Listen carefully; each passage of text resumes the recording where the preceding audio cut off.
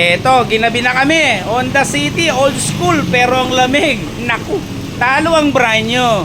Sir, taga saan ka, sir? Pandakaki, boss. Pandakagi lang. Malapit lang pala si sir. Pero malayo pa rin yun from Angeles City. Tapos matraffic pa. Ng aircon doon. Ano daw? Bomba. Hindi, yung ibig nang sabihin bomba. Sablay, hindi nakuha. Di naman natin masisi si bossing na gano'n siya magsalita kasi nagastos siya.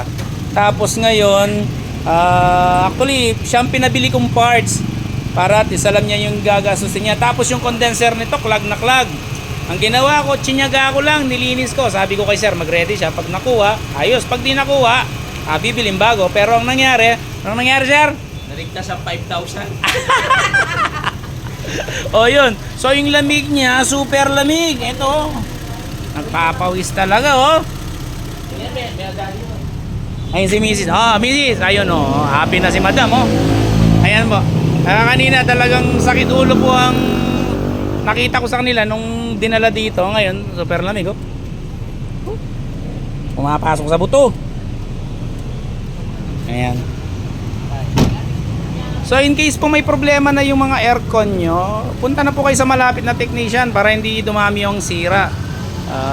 Ayan, ito na nagawa na rin. Dumayo, nagpagawa, naayos. Ayan po. So salamat.